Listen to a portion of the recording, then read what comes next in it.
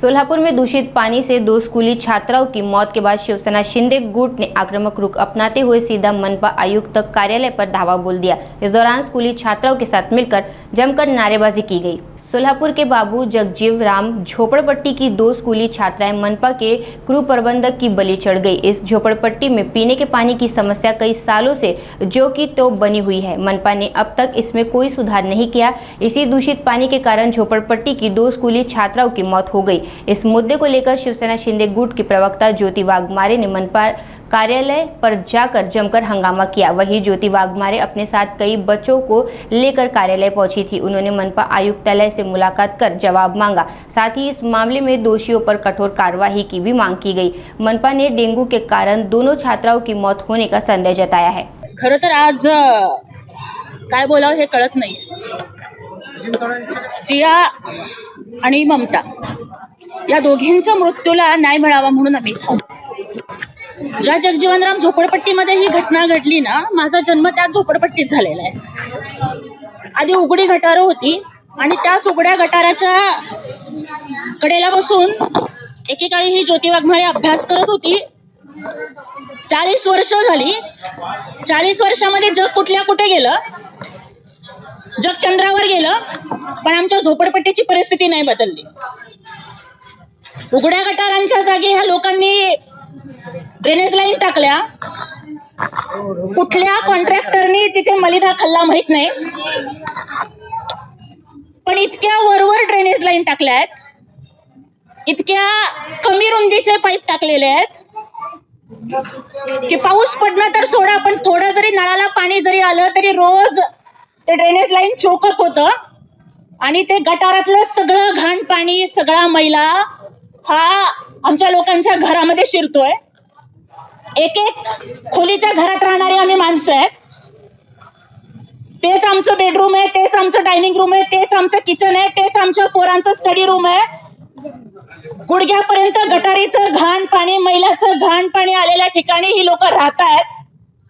हे पिण्याचं पाणी हे तुम्ही बघताय, ह्याच्यामध्ये आळ्या झालेल्या आहेत। ड्रेनेजची पाईपलाईन टाकताना ज्या कुठल्या कॉन्ट्रॅक्टरने मलिदा खाल्लेला असेल त्याला ब्लॅकलिस्ट मध्ये टाकण्यात यावं, कारवाई करण्यात यावी, ही मागणी पहिल्यांदा मी केली आहे। दुसरी मागणी आम्ही अशी केली आहे की जिया मेत्रे आणि ममता मेत्रे यांच्या मृत्यूची सखोल चौकशी केली जावी। अचानक प्रशासनाला जाग येते, अचानक रिपोर्ट येतात, अचानक सांगितलं जातं डेंग्यूमुळे मृत्यू झालाय। कुठे ते पाणी आलेलं असं कुठे आहे आपल्या महिला दाखवा जरा हे पाणी, हे कुठल्या पद्धतीचं पाणी आलेलं आहे।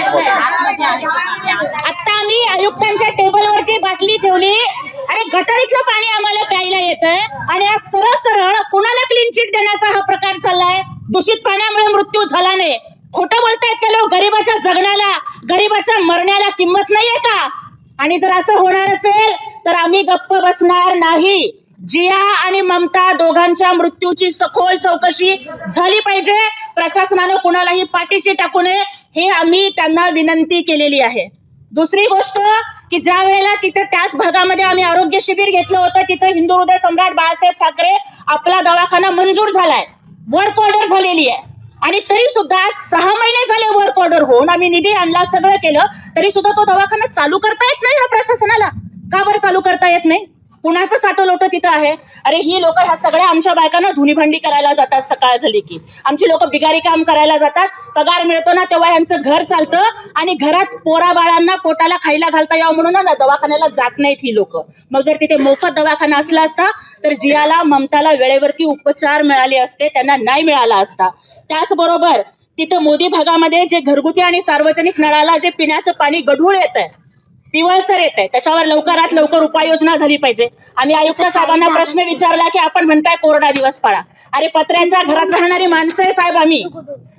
पाणी पाऊस पडला ना घर गळतंय आमचं, घरावर सिंटेक्सच्या टाक्या नाहीत आमच्या, कसा कोरडा दिवस पाळायचा? गल्लीत येऊन बघा, प्रत्येकीच्या घरासमोर ना निळे पाण्याचे टीप आहेत। 8-8 दिवसांनी तुम्ही पाणी सोडणार, आम्ही गरीब माणसं कसं तरी तिथं पाणी साठवणार आणि तुम्ही कोरडा दिवस पाळा म्हणून असे जखमेवरती मीठ चोळण्याचे तुम्ही उपाय सुचवताय। अशा पद्धतीच्या गोष्टी प्रशासनानं करू नयेत आणि तिथले ड्रेनेज लाईन ही व्यवस्थित झाली पाहिजे।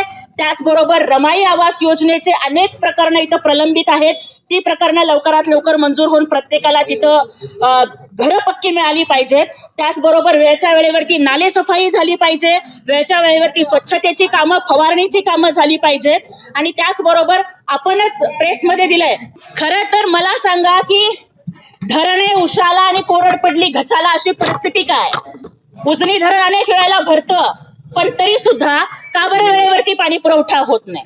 का बरं अजून सुद्धा या सोलापूर शहरामध्ये दूषितच पाणी पुरवठा होतो? तर यासाठी प्रशासनाने हात झटकता येणार नाहीत.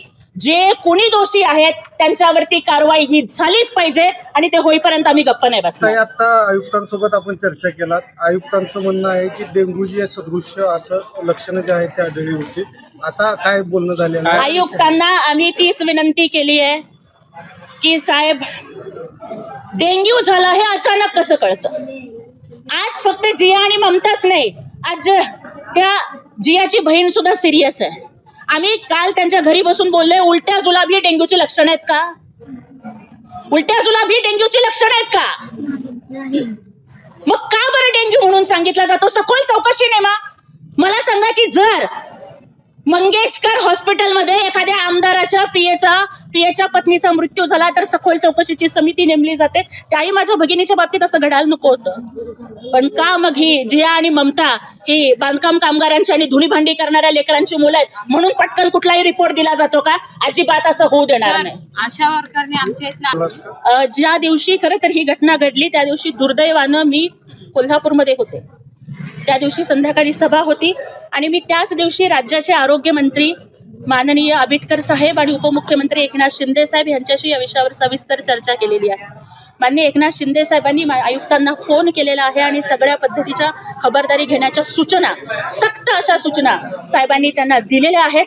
आमची उपमुख्यमंत्री कार्यालयाची टीम ही सतत आयुक्तांशी आणि महापालिकेच्या सगळ्या कर्मचाऱ्यांशी ती सतत संपर्कात आहे आणि माननीय उपमुख्यमंत्री एकनाथजी शिंदे साहेबांनी शब्द दिलाय की आपण या लोकांचे फक्त पाण्याचाच प्रश्न नाही तर सगळे घराचे प्रश्न असतील, शिक्षणाचे प्रश्न असतील, त्यासाठी ते खंबीरपणे पाठीशी उभा राहणार हा शब्द दिलेला आहे.